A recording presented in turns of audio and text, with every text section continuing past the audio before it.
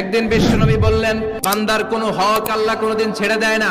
আল্লাহর হক আল্লাহ মাফ করে, বান্দার হকের মাফ নাই। যদিও আমি নবী, আমার উপর যদি কোনো হক থাকে বলো, আমি দিয়ে দেব।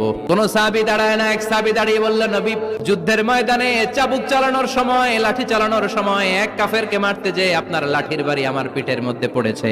আপনি যেহেতু এই কেসাসটা আদায় করতে চান, আপনার পিঠে আমি লাঠির বাড়ি মেরে এটারে শোধবোধ করে দিতে চাই। সাইয়েদনা ওমরে ফারুক হাতের জামা এরকম পড়তে শুরু করছে, আয় এদিকে আয়, তোরে শোধবোধ করাই। বিশ্বনবী বললেন, ওমর রাখো, এটা বান্দার হক, মিটাতে দাও। বিশ্বনবী বললেন, আসো, তুমি এসে আমার পিঠে লাঠি দিয়ে চাবুক দিয়ে বাড়ি মারো। সাহাবী বলে, ও নবী, যখন আপনি আমার চাবুকটা পিঠের মধ্যে মেরেছেন, আমার পিঠে তখন জামা ছিল না। আপনি যদি যথা নিয়মে কেসাসটা আদায় করতে চান, আপনার জামাটা খুলেন, খালি পিঠের মধ্যে বাড়িটা মারিস।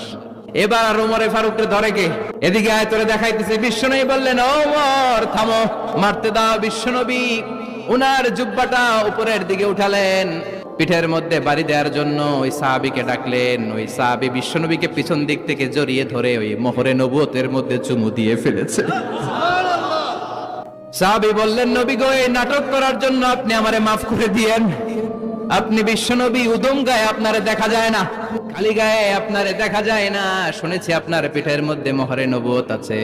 অনেক দিনের সাধনা, জল্পনা কল্পনা, আপনার মোহরে নবুয়তে আমার ঠোঁটটা আমি লাগাবো। আপনার মোহরে নবুয়তের মধ্যে আমার ঠোঁটটা লাগিয়ে আমার ঠোঁটটারে আমি জাহান্নাম থেকে পরিত্রাণ করাবো। এজন্য প্ল্যান প্রোগ্রাম করে এতক্ষণ আপনার জামাটা খুলতে বলেছি। আপনার উপরে আমার কোনো হক নাই। আমার আব্বা মা, আমার সম্পদ, আমার জীবন আপনার জন্য কোরবান গো নবী।